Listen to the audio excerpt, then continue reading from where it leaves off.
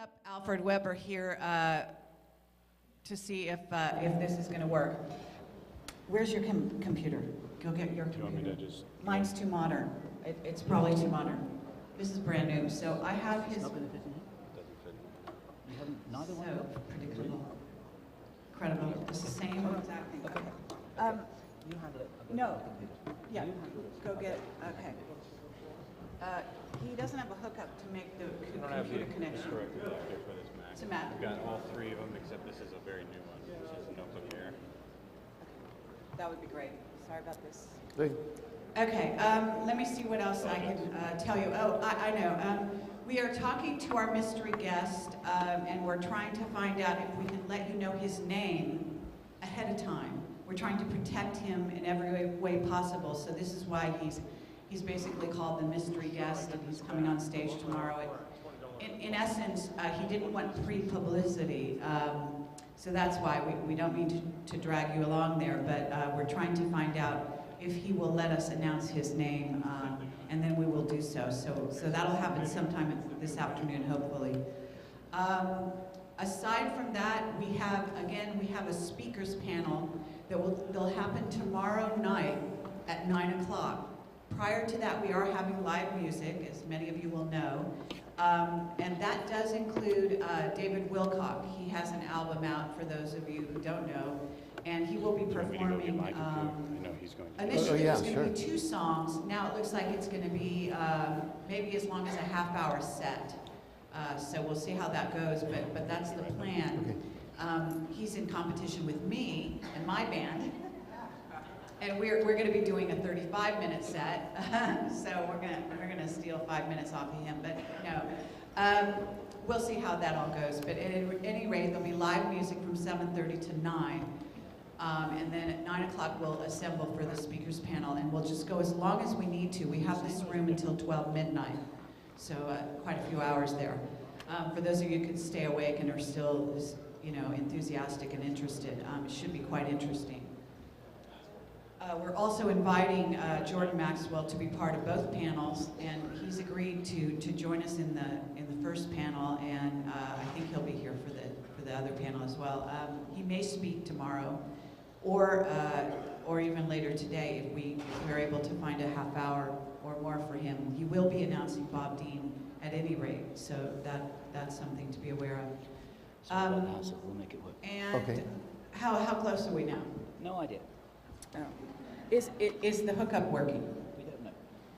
He just disappeared off to find something that will work. Okay.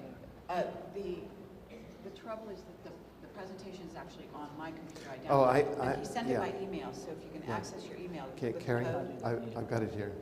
Oh, great. Okay. Yeah. You're still trying to use my computer? Do like an impromptu interview here with you, okay? I do want to say, I can actually begin to announce him right now. Alfred Webre is the originator of the term exopolitics, for those of you that don't know that. And he's actually a futurist. He's an amazing thinker. He was in this field doing things and thinking things before most people had any idea, even in ufology, how to really think about this whole concept that we are not alone in the universe. And so I just want to give kudos to him and really honor him for that. He's also been, how do I put this? He's undergone heavy-duty surveillance and other kinds of things. He is Canadian, but obviously he was on the target list for the powers that be for quite a long time. And actually he's had to weather all kinds of stuff that he doesn't even talk about.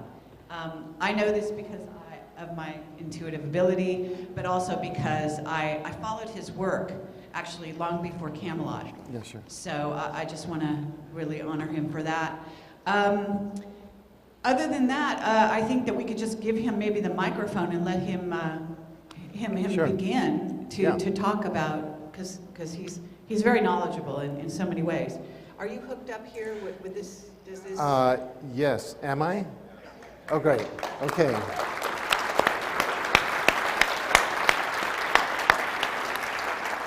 Yeah, well, thank you very, very much, Carrie. And I want to thank Project Camelot, who are really providing, I think, in my humble opinion, a leading edge, if not the leading edge platform for whistleblowers to come forth on the issues that will create a positive future for us.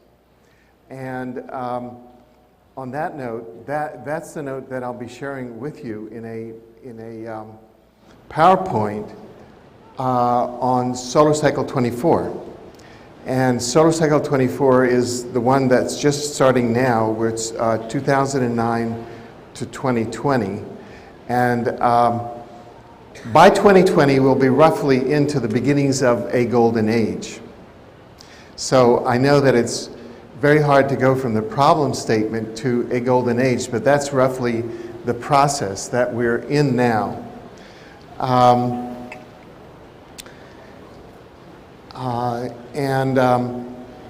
If we look at Solar Cycle 24, which we'll be seeing all the graphs and pictures of. This is working.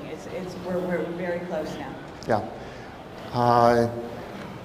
The solar maximum will be in 2012 to 2013, specifically some say in May of 2013. What that means, and we'll share some of this, is that there's the index of human excitability, which has been plotted by a Russian scientist going back to 500 BC.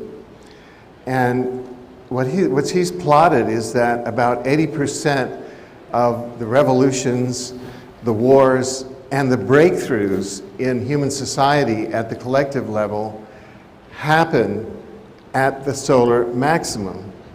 So, Okay, you're online here, and let's make sure that you know how to use this computer. oh, good. I guess you got a down arrow. Does that work? No? Yeah, probably, let's see.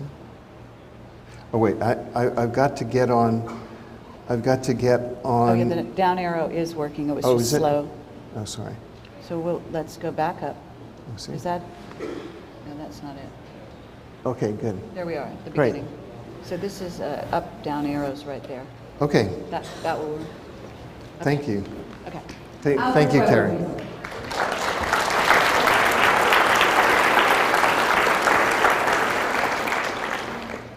Thank you.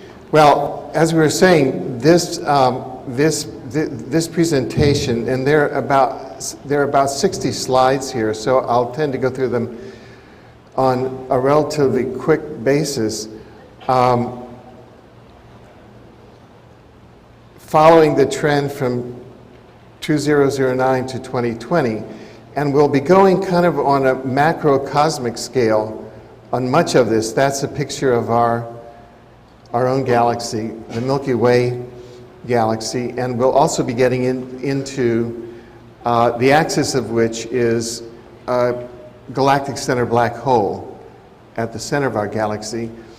And now it turns out that science is discovering, as you might have suspected, a universal axis. Not only a galactic axis, but a universal axis. So the synchrony that we're going through now is occurring not only at the individual level, at the planetary level, at the solar level, at the galactic level, but at the universal level. So it's not only just us here, it's huge. And the universe is really the source of our thoughts. We think that we have private thoughts, but it's coming at the galactic level and at the universal level. So one message for that is relax and enjoy it. Now, let's see if oh, good. We'll be covering Solar Cycle 24, which is a perfect storm, the galactic alignment, exopolitics, and the time acceleration matrix. Time is actually accelerating as we speak, as we sit here. And because time is not a constant. And exopolitics is the new political science of outer space. It's a science of relations between our human civilization and other civilizations in the multiverse. We'll be talking about positive outcomes of Solar Cycle 24 and strategies and solutions. So, well, welcome to Solar Cycle 24, 2009 to 2020. There are many predictions of what the amplitude of Solar Cycle 24 will be, as you can see from this graph by NASA. And some think that it's going to be very low amplitude, and some think that it's going to be very high amplitude. So we're in a position of maximal uncertainty now. And although some information about Solar Cycle 25 is coming in, most of the predictions are only within this cycle, that is from 2009 to 2020.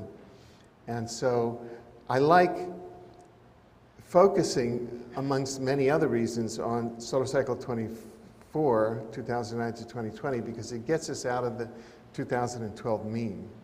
And it says, hey, it's a cycle. Okay.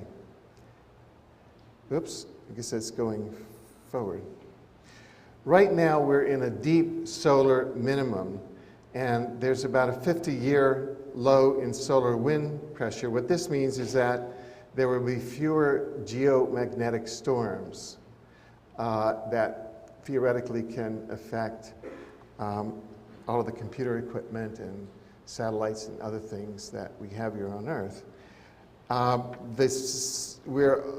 We continue to be in a deep solar minimum, and the sun's brightness is dropping.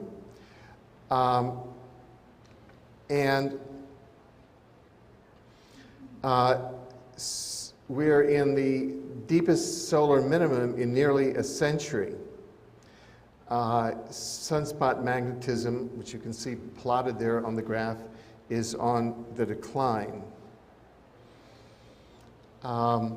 And it may be that sunspots will be increasing because we're in such uncertainty. You can remember seeing from the graph at the beginning that sunspot cycles may be picking up by the end of 2009, to be followed by a solar maximum of below average intensity in 2012 or 2013. However, there's another view of this, and that is that if the sun continues to become more quiet, we'll be going into a territory of historic minimum, and a quiet sun will cause temperatures globally to take a nosedive. This is contrary to the global warming argument. So we're in a period of maximum uncertainty. If this version is coming forward, which there's some basis for it, temperatures are actually falling around the globe, not getting warmer. And we know already that from 1998, the lower troposphere temperatures globally have fallen around 0.5 degrees Celsius due to the quiet sun. So it's necessary to go deeper than the global warming headlines to really understand the dynamics. However, if we do have a Dalton minimum or a Maunder minimum, which are referred to historically low sun minima, the main effect will be to have famine and starvation worldwide due to shortened growing seasons and harsher weather. And so we may be headed into what's called a mini ice age. And we don't know. And we're in 2009. So that's the degree of uncertainty. It's the principle, the more you know, the more you don't know. So some of the evidence is that solar cycle 25, which will be peaking around 2022, it starts in 2020, could be one of the weakest in solar cycles in centuries, and that's connected to a possible mini ice age. And that's because the conveyor belt system on the suns is beginning to weaken. Now, in the midst of all this, we have a National Academy of Sciences report from January of '09, which says that 2012 to 13, the solar maximum may actually bring the perfect storm. In other words, solar flares and systems collapse of our current infrastructure around the planet, our energy infrastructure. The National Academy of Sciences report looks at the possibility, if we do have a repetition of the eight-day 1859 Carrington event, a very large solar flare that essentially destroyed the telegraphic system worldwide, which was the electrical system at that time. In the US, the damage could be as high as $2 trillion with millions dead. This is from the report itself, and it's questionable whether the US would ever bounce back. Now, we're talking about 2012 to 2013. Moreover, NASA has now discovered that there's a hole in the Earth's magnetic field which is 10 times as large as was previously thought. The magnetosphere is what protects the Earth from the impact of solar flares. And it could be that plasma from solar flares would up to 20 times the amount of solar plasma could enter the Earth than before. So we have a force multiplier of a solar flare with the hole in the magnetosphere here, looking at the, quote, worst case scenario. We're looking at a solar maximum, which will be around May of 2013.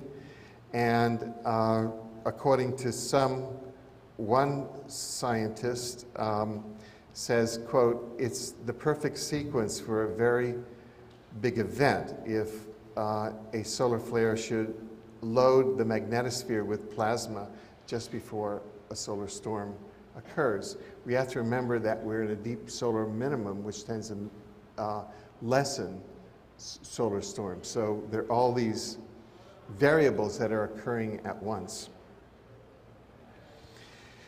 This is a map from the National Academy of Sciences study which shows total collapse. The orange areas on both coasts show the total collapse of the electrical grid, and the red are vulnerable transformers.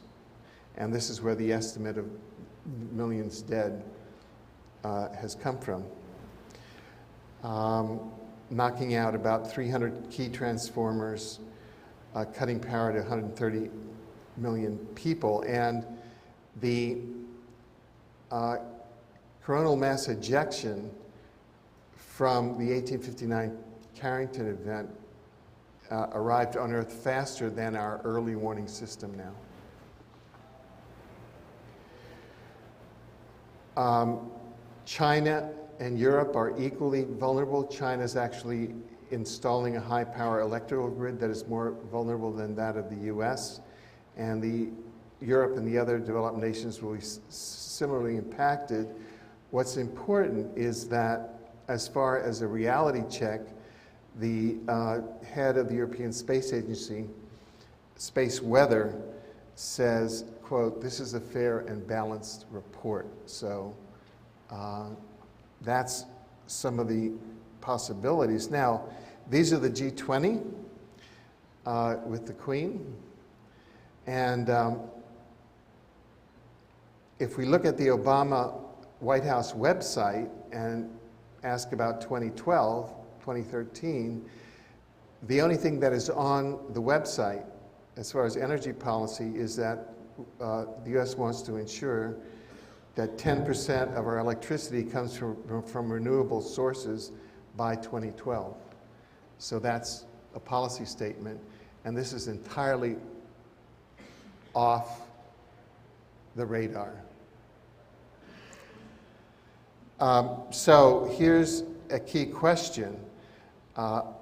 Obviously, if we had smart leadership at the helm of the planet, we would be getting off the grid, and we'd be using some of the non-polluting zero-point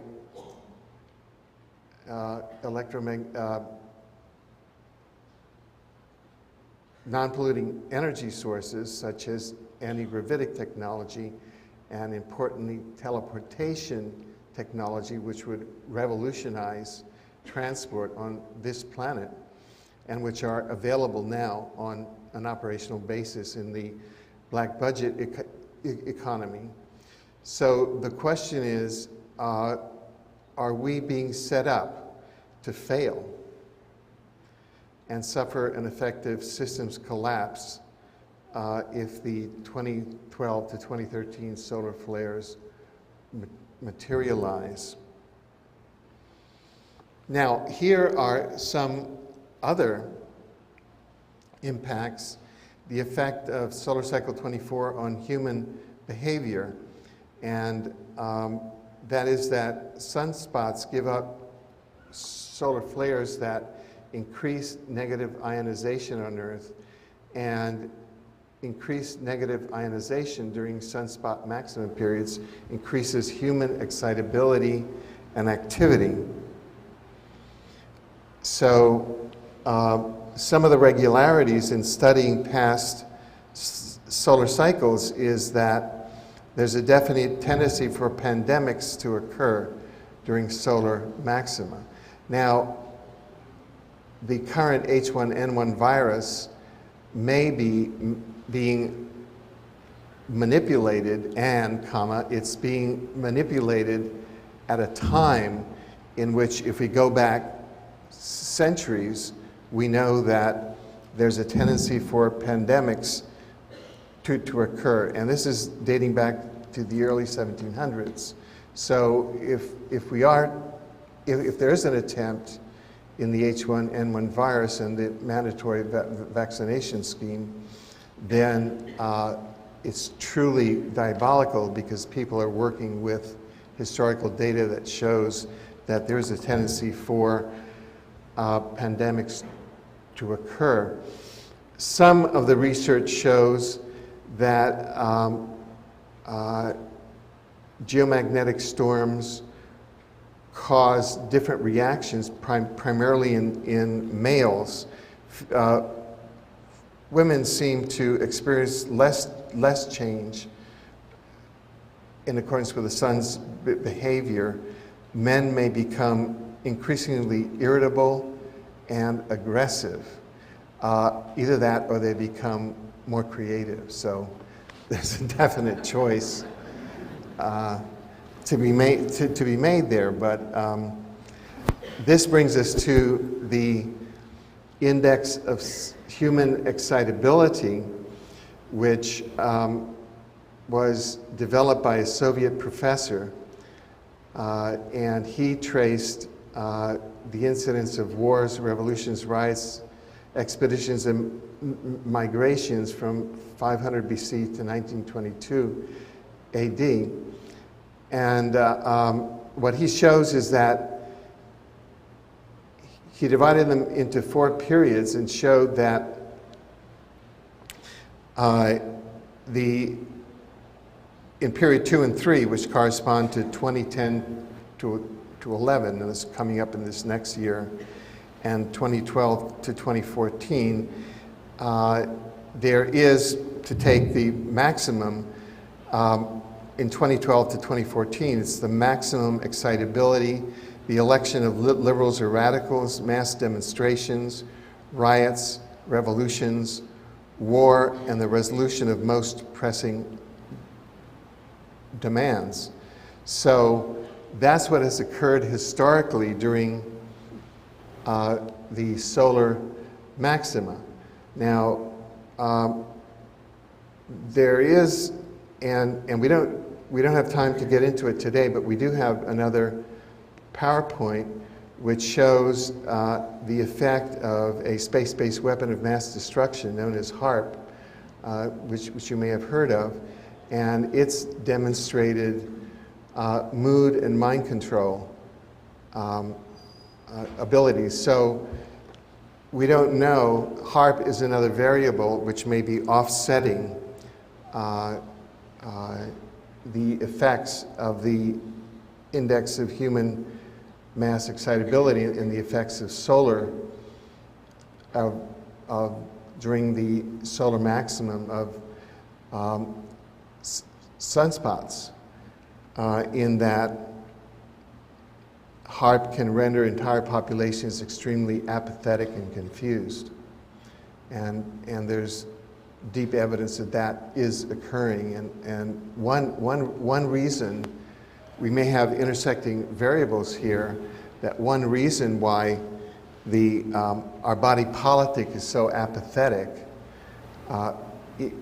sources from systematic mind control through technologies such as HARP. But it's also related to the sunspot cycles in that we're in a deep solar minimum now. I mean, there's all these outrages happening, and the human population seems relatively apathetic to, begin to move around it. What this data is very hopeful, because if we have a rapid swing in sunspots over the next few years, it'll be hopefully not the time for wars, but the time for social breakthroughs.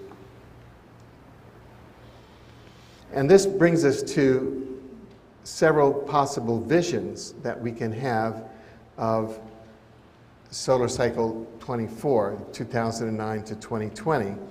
The disintegration vision is global and regional wars, the Armageddon meme, and this is a meme employed by the permanent war economy, whose business it is to promote war as an industrial activity and to keep us organized around war within the dialectic of enemies, and to have all of our productive capacity and our mental capacity and our emotional capacity, our fears, directed toward war, which is an industrial activity like making shoes. The collapse of the world energy grid, which we've talked about from solar flares, the collapse of the global financial system, which George talked about earlier today, the collapse of nation states. One example, prominent example, is that of the US, and there's a meme now to deconstruct the US as a nation. I should say that back in the mid-70s, when I was a futurist at Stanford Research Institute, that was being actively studied there.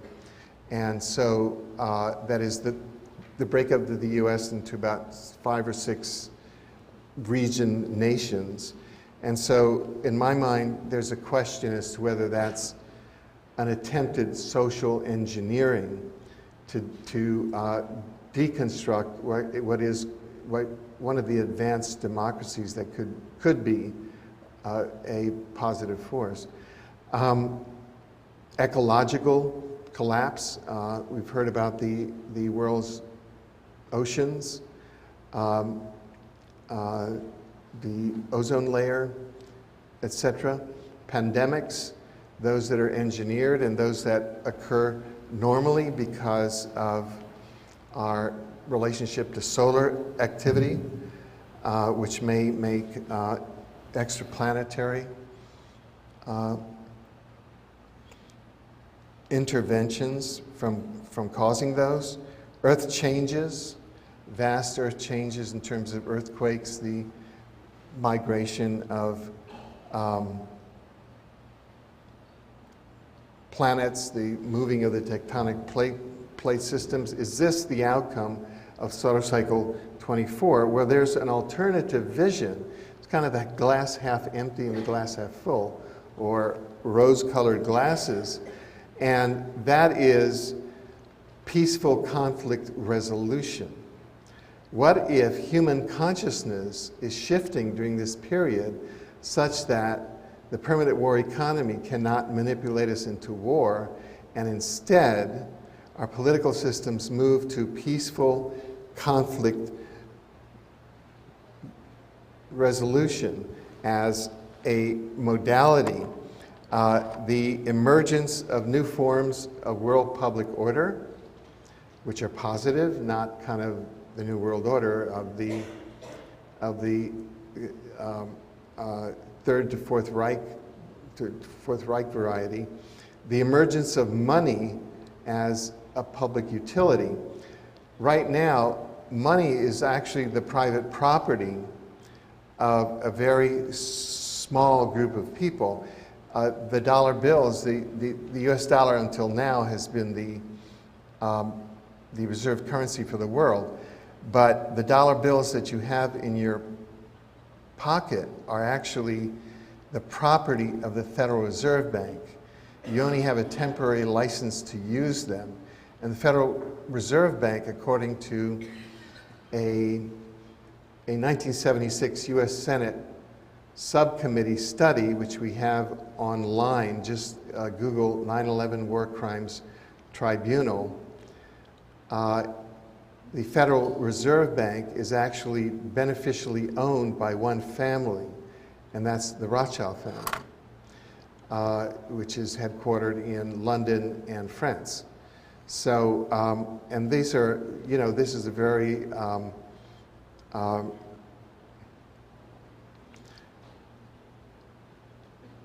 grounded study which was done of the ownership of the banks that in turn own the Federal Reserve System. So we have one family that owns all of the currency in the world, and the currency itself is private property of that family.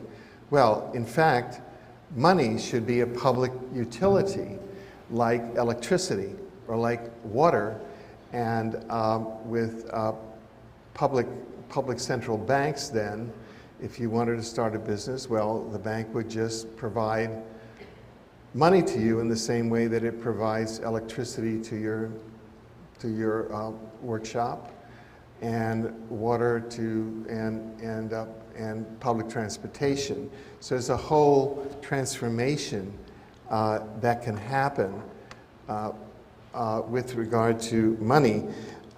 Ecological energy. Right now, the black budget economy runs on the basis of teleportation, and that's a very efficient transportation mechanism. We've built these concrete roads, which takes away all of the green space. Cities are designed around the automobile, and we're using explosions and polluting fossil fuel to move these hunks of steel, heavy hunks of steel, to transport maybe one or two persons. Well, teleportation is an actual mechanism now. And if you go to examiner.com, I've got a column there. Just enter my name in the search, Alfred Webre. And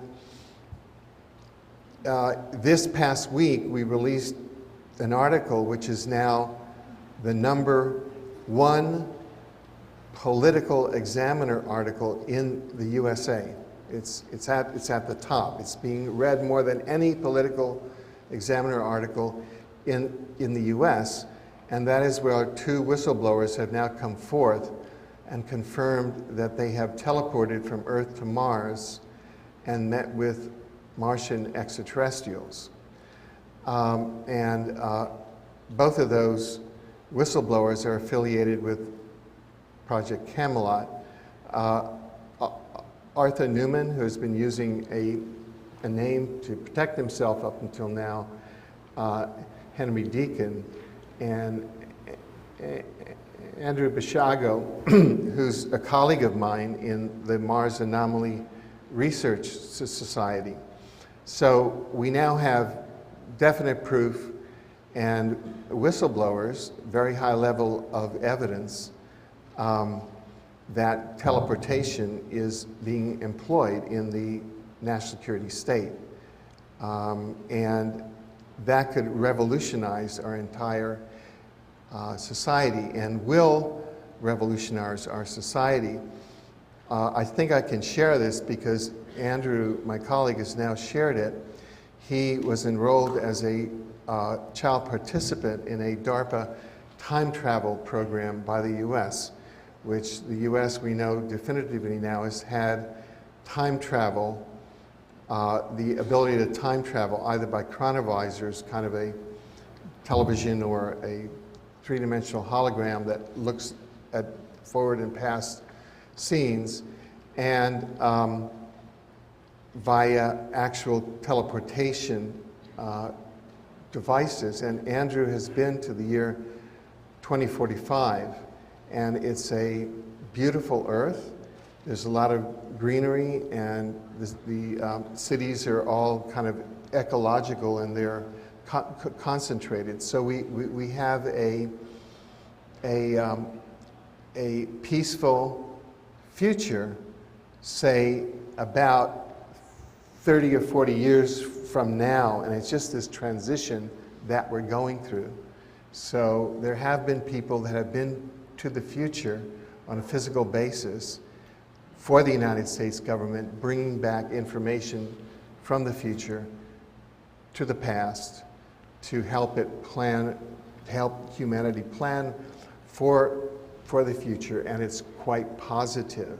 So it's important to stay focused on the fact that we're going toward a positive future, because that way we create it. Now, what we'll be seeing also is that our very DNA, as we speak, is being transformed by cosmic forces, by the galactic center black hole, which is acting as sort of a gigantic laser beam to transform our DNA to be able to handle a multidimensional future in which we are once again interacting with the rest of organized society in the universe, and to also bring us into an era of non-dualistic consciousness. And these are some of the changes that will be occurring, that we're living through now, and will be occurring during solar cycle 24 on an intense basis from 2009 to 2020. So these can be the outcomes of solar cycle 24, a transformation vision rather than a disintegration vision. And it depends where one wants to put one energy and what sort of holistic vision one wants to maintain. Now, we should also talk about the fact that we're going through the plane of the galactic center black hole.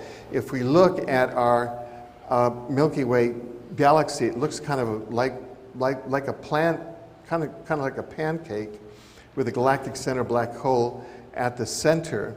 It's about 100,000 light years across. There are about 200 to 400 billion star systems in it. And at the center of the galaxy is a massive black hole, about 4 million times the density of our sun. And that black hole spins around once every 11 minutes, as opposed to our Earth, which spins around once every 24 hours, and our sun, which revolves about once a month. So the galactic center black hole, and now science has confirmed that every galaxy most galaxies have a black hole at their center. It's like the engine of the galaxy, which at the physical level is creating the stars and various other celestial matter. And at other dimensional levels is creating life and consciousness, DNA, is being affected by the galactic center black hole and our very consciousness.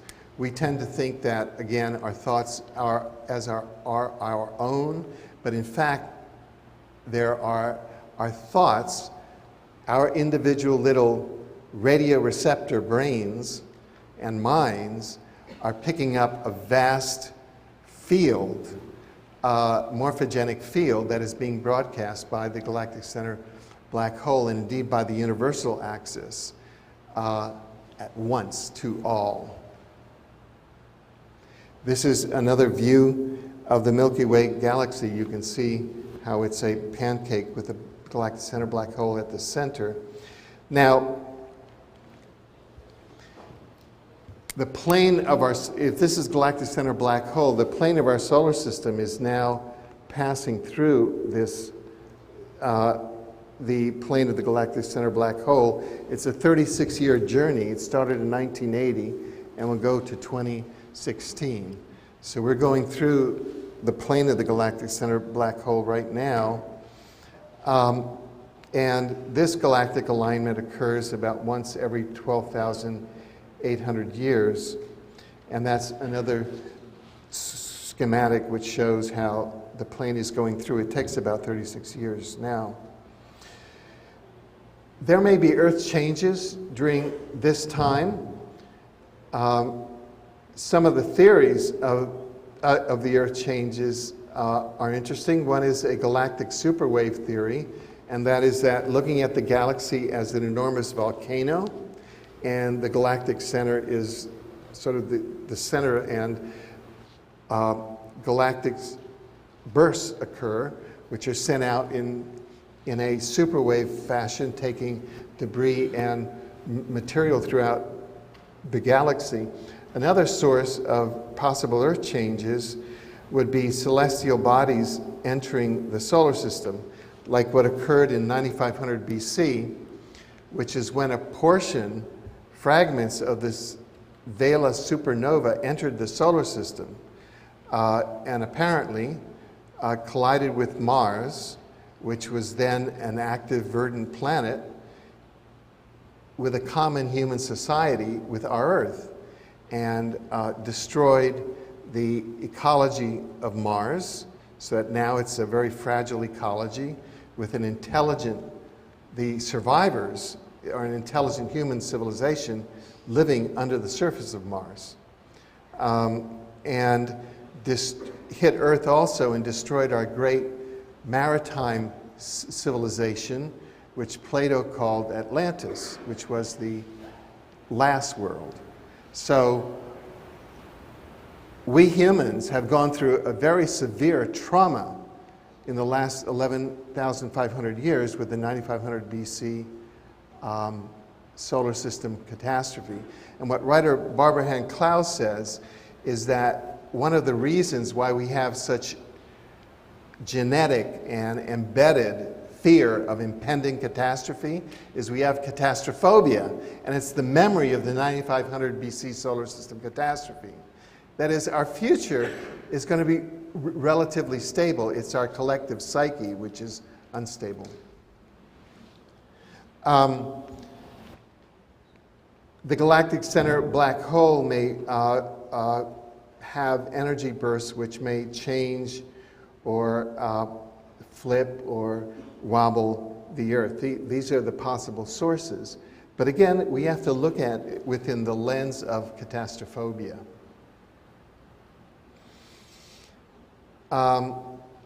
One researcher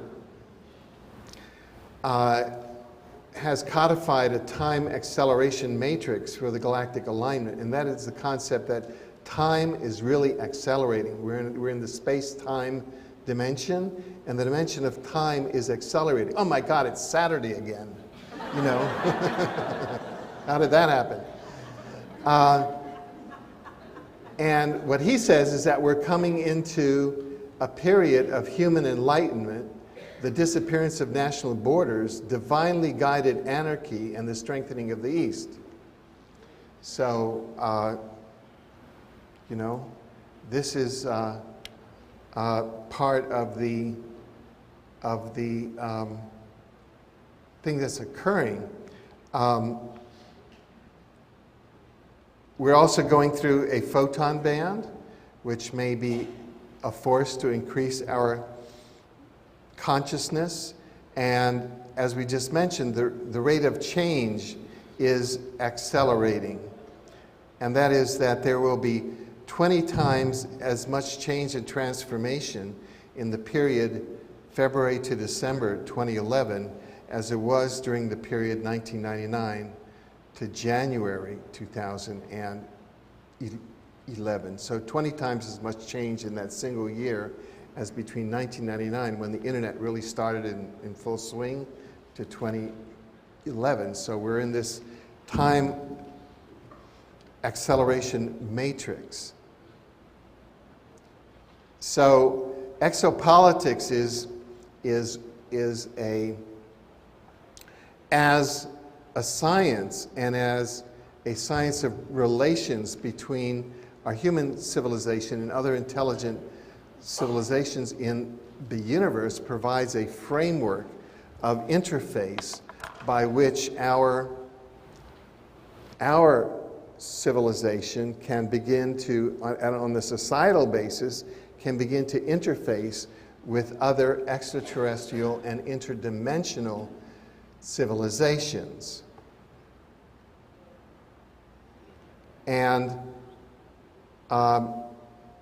one can say, when positing the future, that the degree of conscious interaction and cooperation amongst human society and advanced ethical extraterrestrial civilizations will be a determining factor in a positive human future.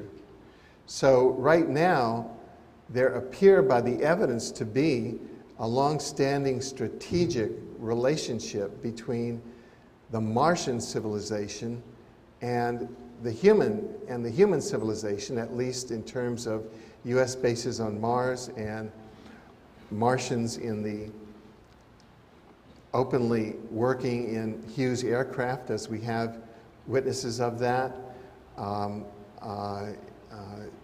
My colleague Andrew Basiago in 1971, in the company of his father, who was a CIA contractor, met 3 Martian astronauts at Curtiss Wright Field in New Jersey, who were visiting on a liaison mission.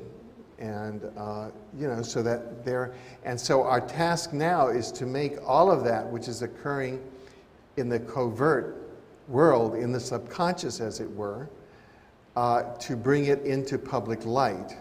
And that's part of the survival mechanism. And exopolitics is the conceptual structure that makes that possible. In fact, we can say that exopolitics may function as the new survival science for humanity. And here we have, for example, a crop circle pattern that seems to be the same spiral pattern as our Milky Way galaxy, suggesting that many of these concepts are being played for us in a multidimensional way. This is the time acceleration matrix for galactic alignment. Dr. Carl Johan Kalaman and Barbara Han-Clow have developed this, and it begins to show, by going through various eras of human history, how time accelerates.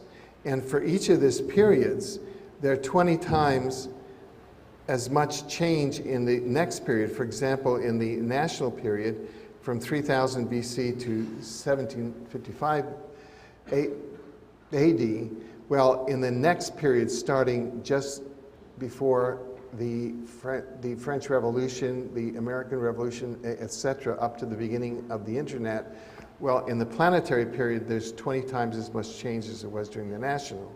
And then when we go to the galactic period, from 1999 to February 2011, that's when all of these thoughts of the galaxy start coming, humanity goes galactic. And we have all this interest in Battlestar Galactica, everyone becomes interested in extraterrestrial issues on a planetary basis. Well, that's all coming from the galactic center black hole and from the emanations at the universal level. And there's 20 times as much change there as there was during the planetary period in terms of bringing us up to a frequency and level knowledge and information and cognitive basis to be able to participate as citizens of a multidimensional, highly organized and populated universe. And that's just the prelude to the universal era, which starts at the beginning of 2011.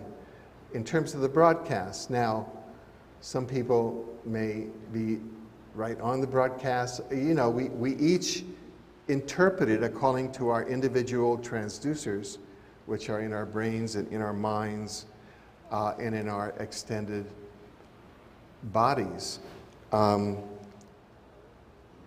If we look at what the Mayan calendar is, then is really a mind map. It's not a calendar where you want to keep time. It's a mind map because it maps what sorts of things humanity is going to have on its mind at any particular time. And 2011 and 2012 is just the start of the universal era on Earth. That's when those are the signals that are being broadcast from the galactic center black hole, which the Mayans called Unabku. Now, if we just look, for example, at the galactic period, and which started in 1999, that's when the center of the galaxy started broadcasting the galactic sense. Well, if we look at the year 1999, that's when the first book, Exopolitics, was written. Because that's what's happening. Those are the signals being broadcast by the galaxy. And so all of this is kind of coming out in a matrix way. I have just a few copies of this that I managed to smuggle through U.S. Customs down to here for those who like to buy it. Not smuggle. You can't bring books through the aircraft, but I just said that they were pamphlets. So there you go. Then we had the first first scholarly conference on exopolitics in the year 2000. In other words, and we had other scholars come in. By the year 2003, that's when the first nation state, Mexico, began to disclose its UFO extraterrestrial files in earnest. In 2004 and 2005, that's when Brazil, Peru, and Chile began to disclose. The former Deputy Prime Minister of Canada, Paul Hellyer, gave a speech then in which he said, UFOs are as real as the airplanes over your head, and the US government is planning to try to start an intergalactic war. So we have to do something about it. In the beginning of 2006, the Associated Press reported that exopolitics had been nominated for Word of the Year of 2005. So we begin to get into the culture. These memes begin to get into the culture, these survival memes. In 2007, we had the Chicago O'Hare sighting. France and the United Kingdom disclose their UFO files. We had the former governor of Arizona say that, yes, the spacecraft, which was 2 miles, a mile on a side, which flew over Phoenix, Arizona on March 13, 1997, was an extraterrestrial spacecraft. And I'm sorry I did what I did and try to cover it up. That happened in 2006 and the beginning of 2007. And we could go into the Chicago O'Hare sighting. It was very interesting. Just to make it brief, a 60-foot UFO came down at United Gate C-17 in Chicago O'Hare Airport. I've been to that gate. And about 4 in the afternoon, it was witnessed by the plane, the ground crew, the tower, the FAA got involved, and it was all on all of the major media. And it came down there on November 7th, 2006.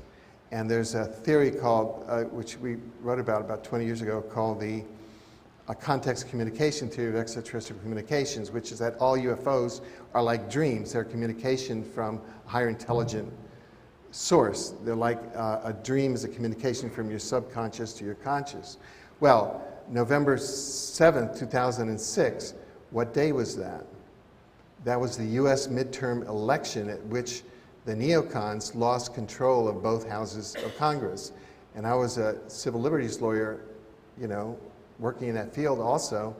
And, you know, a police state was about to take over in the US. And in fact, with that sighting on midterm election day was when the shift happened in both houses of Congress. With the election then in 2008, which also brought about the collapse of the old financial structure during what's called the fifth night of the galactic underworld. In other words, all of the collapse of the economic structure is because things that are hierarchical and are based on control and are not sustainable are being all collapsed now, because that's the programming come out from the galactic center black hole.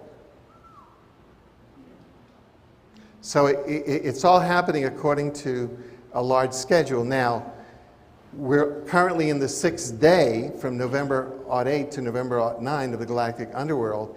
And what happened on December 12th, 2008? That's when the discovery of life on Mars happened in the NASA photographs of the NASA rover Spirit, which is on the surface of Mars, which photographed humanoids, animals, structures on Mars. And you can go to exopolitics.com and see scientific papers and over 40 documents. They're all free to download. So all of this is what's happening according to the drivers behind the universe at the galactic level and at the universe level. So it's all good.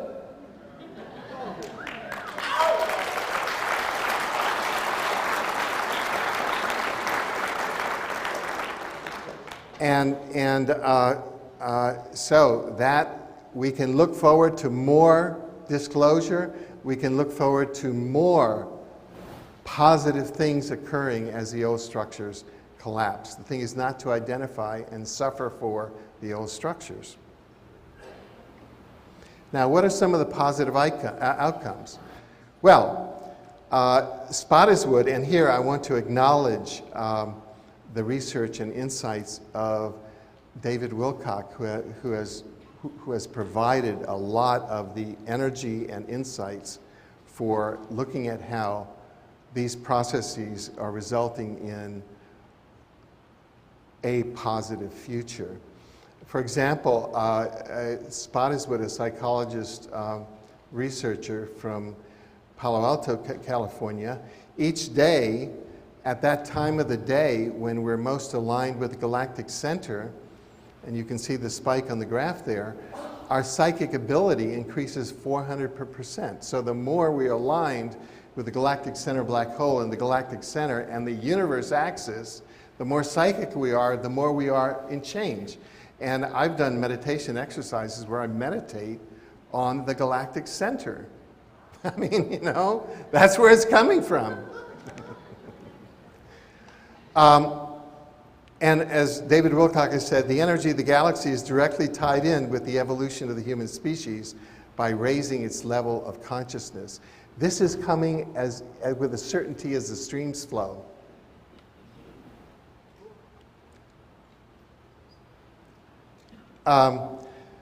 Now, the mechanism is one of the mechanisms is DNA activation. And Peter Garayev, scientist Dr. Peter Garayev, was able to transform a frog embryo into a salamander by shining a laser through the salamander embryo and redirecting it into the frog embryo, and the frog DNA transformed into a salamander. At the galactic level, that's what's occurring now. The galactic center black hole is the analog to the laser, and we're being transformed at the DNA level. So the more that we open ourselves up to that, the easier nature can take its course. The galactic centers contain the pattern to transform all DNA on the planet, and they provide a sufficiently large source of energy to enable the transformation to take place. That's David Wilcock expressing that realization. It's even occurring at the galactic level, and if we look at that, that looks like a two-strand DNA, correct? Well, if we look at that, it's the DNA nebula, which is 80 light years long and 300 light years from the galactic center black hole. And this is the first time that the DNA double helix, commonly seen inside living organisms, has been observed in the cosmos. In other words, our galaxy is a living organism.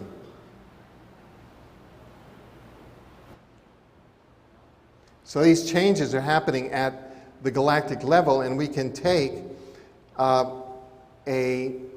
what's called a transposition burst is a plausible mechanism by which the galactic bursts can activate our DNA, which is proved in the Garayev experiment with the laser. So now we have a model for this. Kelleher calls the outcome of this product a light body, which is what's been described as the dimensional existence of the upper dimensional ethical extraterrestrials. We're in more and more refined energy bodies. So what is the boundary? 2011, 2013, 2012. These are boundaries in which these mechanisms of transposition bursts from the galactic center are happening, and they're happening now. Dr. John J. Harper talks about that our 97% of our DNA is now considered junk DNA, and it's that DNA which is being activated. So we're receiving an upgrade from the inside. Humans version 2.0.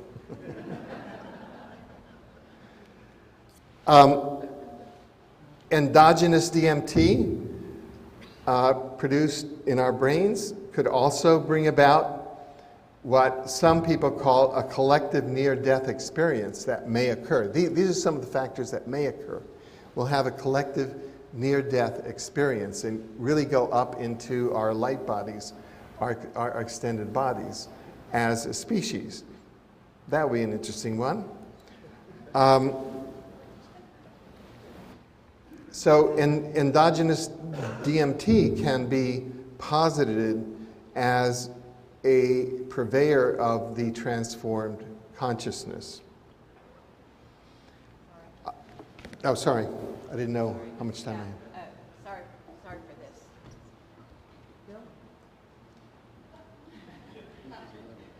Okay, I'm very sorry. We are at a little past 12:30. There's not any more time to go in any further into this. What we can do is, Alfred, you will make your presentation perhaps available to people? Yeah. So that they can follow up on the final pages? Sure. I'm not sure how far we are along. Yeah. would Sure. suggest that what we do. No, we give Alfred we're almost at the 5 end. This is slide 53 Okay, yeah. of about 60 slides, so the bulk of the information has been transmitted and of the insight.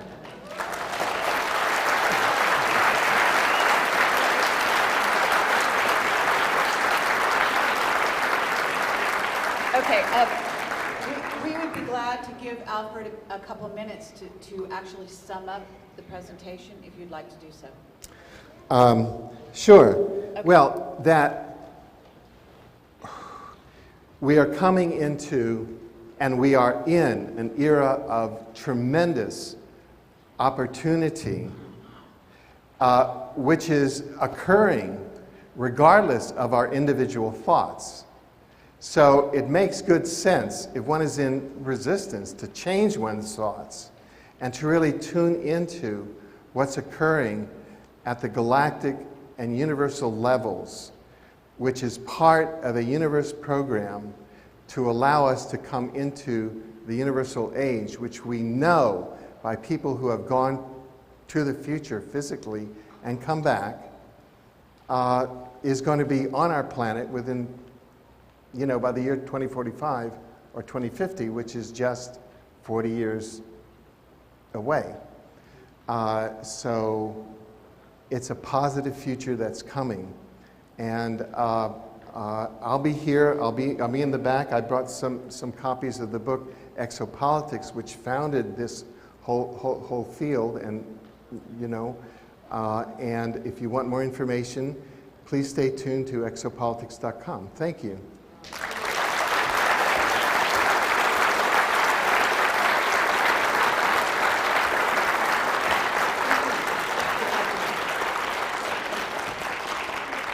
There's some fascinating areas that could be investigated further that he's been touching on, and some of that information is available from our whistleblowers on Camelot. And we have another recent interview that talks about the galactic super wave. Paul LaViolette is the scientist responsible for that concept, and he's done a lot of investigation. We visited him in Greece and did a recent interview. We have yet to edit it. We've been so busy. But I just wanted to let you know that is the area that some of which Alfred was referring to. And of course, we're having a presentation by David Wilcock tomorrow, the last presentation of the day for 2 hours. And so certainly you'll be getting more of that from him as well. In the meantime, we're going to lunch now. It's a little past 12:30. We have a major announcement before you leave the room. And I'm going to let Bill put it in his words first. I'm going to make a minor announcement. This isn't working. Can you hear me?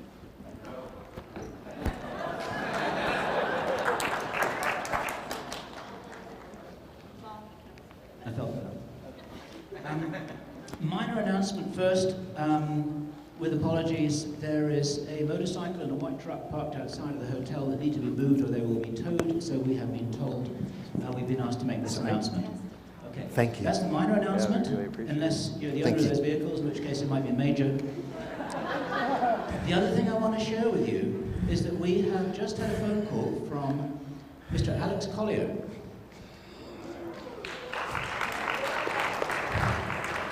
And Alex Collier has told us that it's all right for us now to release the information that he will be speaking here tomorrow.